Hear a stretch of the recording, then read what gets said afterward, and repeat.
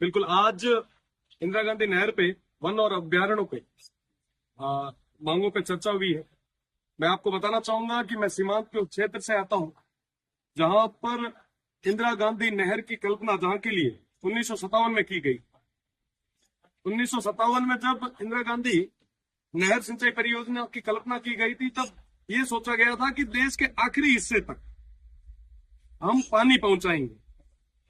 1980 में जैसलमेर के मोहनगढ़ में पानी आया और 1980 से लेके आज तक 44 साल तक मेरा क्षेत्र नहर के इंतजार में आस लगाए बैठा है। प्रदेश की सरकार से मैं आप सभी के माध्यम से निवेदन करूंगा कि इंदिरा गांधी नहर परियोजना का जो एक्सटेंशन रुका हुआ है, आप जल्दी से जल्दी करवाएं ताकि सीमांत के उन लोगों को पानी मिल सके।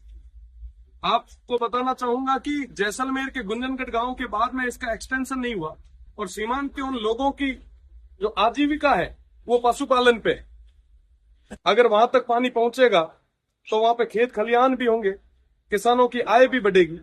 और वो जो नहर है उसका एक्सटेंशन रुकने का जो मुख्य कारण है, वो मुख्य कारण डीएनपी है, डेजर्ट नेशनल पार्क।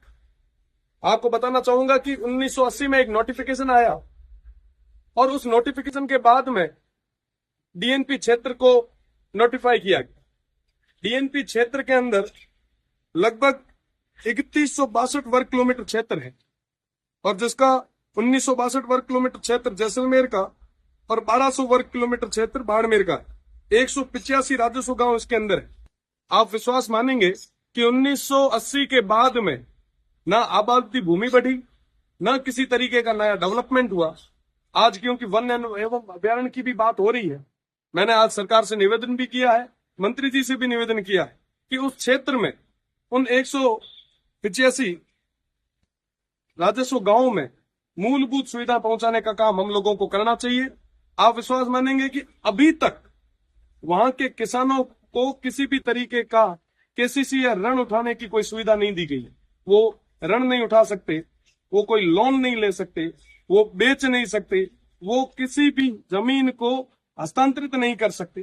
कई सारी ऐसी समस्याएं आगे आ रही है। तो इन सब तमाम चीजों को मैंने आज माननीय मंत्री जी के सामने और प्रदेश की सरकार के सामने रखा है।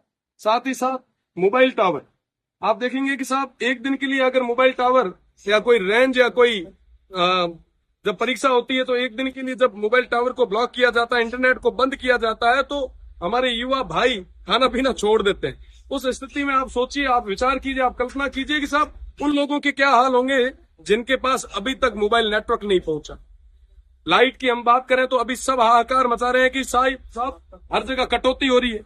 मैं मानता हूं साहब की कटौती हो रही है, पर आप देखें कि साहब उनके क्या हाल होंगे जो 75 साल से बिजली का इंतजार कर रहे हैं। हम पानी की बात करते हैं कि साहब एक दिन अगर शहर में पानी की सप्लाई ना हो तो लोग सड़कों पे आ जाते हैं। आप विचार करो, जहां तक आजादी के बाद तक जहां पर अभी तक पानी नहीं पहुंचा है उनके क्या हाल होंगे। वाकई स्थिति बहुत ही ज्यादा भयानक है।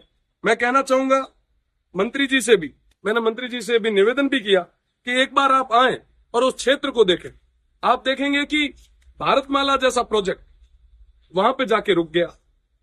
नर्मदा और इंदिरा गांधी नहर परियोजना का जो मिलाने का एक जो सपना था, वो मुझे लगता है कि सपना ही रह जाएगा। अगर हमने मजबूत इच्छा शक्ति के साथ काम नहीं किया तो परिवर्तन नहीं आ पाएगा। सब बड़ी भयानक स्थिति है उस क्षेत्र की। अगर कोई प्रसव समय में कोई हॉस्पिटल तक जाना भी चाहे तो दूर दराज तक कोई हॉस्पिटल नहीं है और रोडें भी नहीं। कई बार जच्चा और बच्चा दोनों की मृत्यु हो जाती है।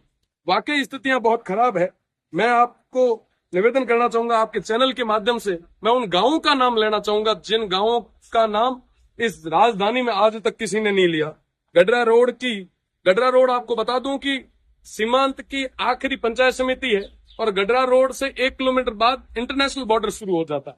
उस गडरा रोड के बोई, लोडरडी, संबंध का पार, हाफिया, फांगड़ी, चंदनिया, बनियाली, चौथियाली, खड़ीन, सेला, धिंगानी बस्ती, बच्चिया, पूंजराज का पार, सरगवाड़ा, द्राबा, ढगारी, मठरानी, पीपरली, पते का पार, गप्पण, दाबड़, सांकली, हाफिया, कुपड़िया, रावतसर, सालम सिंह बस्ती, दुथोड़, ये तमाम कई सारे ऐसे गांव, 185 गांव है जहां पे अभी तक मूलभूत सुविधा नहीं पहुंची।